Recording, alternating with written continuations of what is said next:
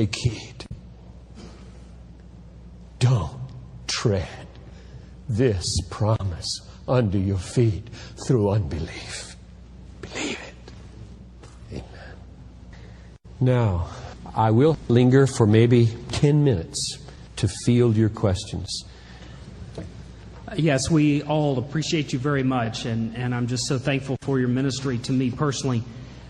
When you talk about John Bunyan and you talk about the relationship between suffering and loving your people, and I don't want to miss out on the suffering that I need to go through in order to love the Word and love the people God has given me. But yet we do live in an affluent culture, and I'm wondering, as I read your book, Hungering for God, and as I've read some other on fasting, I'm wondering if fasting and as I try to understand how much I have to mortify my own flesh to pray, is that the suffering that I need to go through as a pastor in order to love my people and to love God as His Word, or do you think there is something else? It is definitely part of it. I don't think it's the main part. I think voluntary suffering is so dangerous because it mainly will produce pride. I believe in fasting with all my heart, but it is unbelievably dangerous discipline because it can produce as much vanity as it does brokenness. But yes, you will discover your bondage to food in a big hurry if you do a 3-day fast. And that's a very important discovery to make. Or if you're hooked on television, or if you're hooked on the newspaper, or if you're hooked on coffee, or if you're hooked on sugar, or if you're hooked on being a couch potato at night, or whatever you happen to be. Paul said, I will not be enslaved by anything. And Jesus said, cut off your hand if you are, or gouge out your eye. These men spoke. These men spoke. I run knowing that if one attains, and I pommel my body, lest I myself be a castaway, having preached the gospel to others. Where is that spirit? Yes, voluntary suffering, pommeling your body, getting to bed when you should, getting up when you should, getting the exercise you should, and if somebody calls you on the phone, going, whether it's late or early, and systematically building fasting into your life, building study into your life, getting discipline into your life. That's piece of it. But I say all of that is, to use Colossians 2, in one sense, useless for the mortification of the flesh. And in fact can become flesh through and through. So just a warning, yes, but. However, Paul says those who desire to live a godly life will be persecuted, period. So if we're probably not being godly.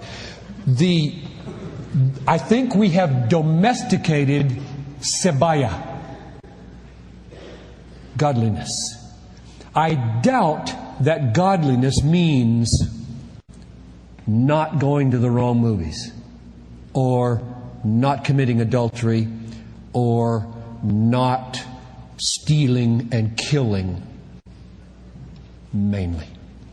In other words, avoidance ethics is probably not what Paul meant by those who desire to be godly will be persecuted. I think godliness is such a radical God orientation that you are freed from the things of this world for risk-taking big time in love. So we all need to be asking, where am I taking any risk to love somebody? They can be small risks, just like cold turkey evangelism. David Livingston has that little sheet in your white folder to say something about new efforts in cold turkey visitation.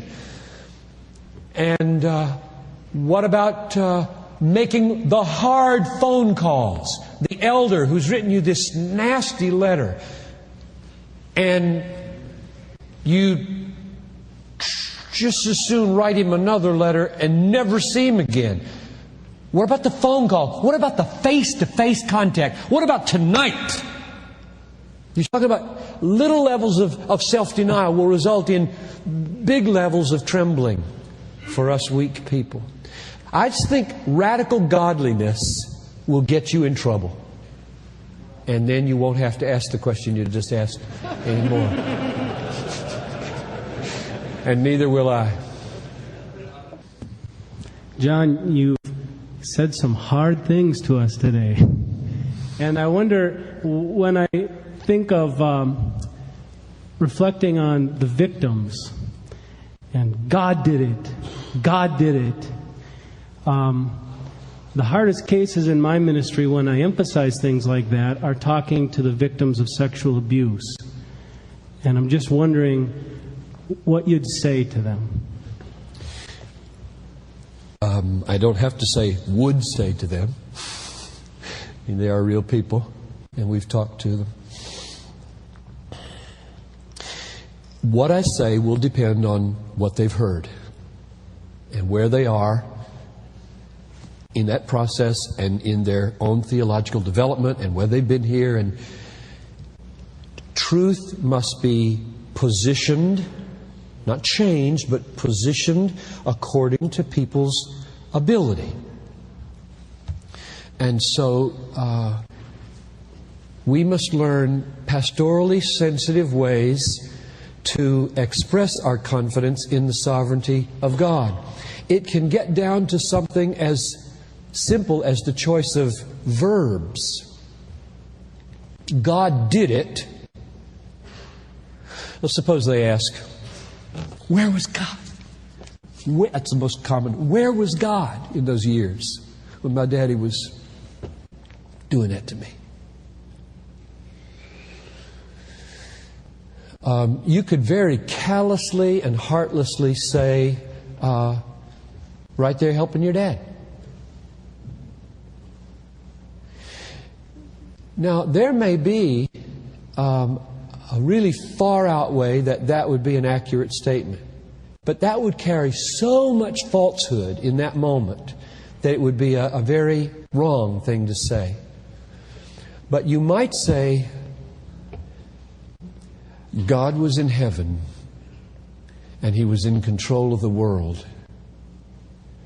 And He was then and is able today in His power over all things to turn everything for your good. Now she might at that moment say, let me just re-say what you just said. You're saying God was in control at that moment. Is that what you're saying? I'm saying I tried to say it carefully because it needs to be said carefully.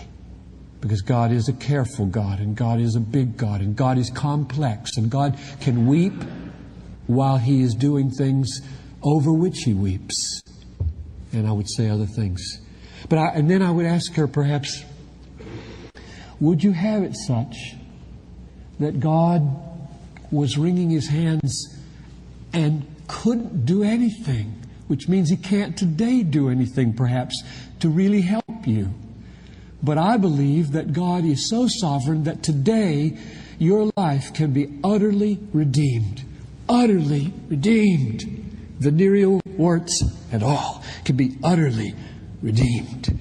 And all the dysfunction in your life and all the emotional terror can be utterly redeemed. And the reason I believe that is because I believe in the absolute sovereignty of God over your life right now. Your heart is in His hands. He is a craftsman and can take your heart. And if I detected from her at that moment some sense of, oh, that sounds hopeful, that sounds good, I might say, and you know, if that's true, then the same God was in charge of the universe 20 years ago, or 5 years ago, or whenever. And then I would also say, probably, depending on where she is and what her theology is, I would say, you know, I don't have all the answers, and mystery abounds in the universe, and I'm not about to give an answer for why an earthquake landed on Armenia and didn't bring this church down on us today. I don't have an answer for that. I don't know why we haven't been swallowed up right now, and they did. I don't have an answer for that. Or why you experienced that, and why God let your dad do that. And she said, oh, you said let. You don't really believe let. I'd say, I do believe let. because I believe the way God exerts His cause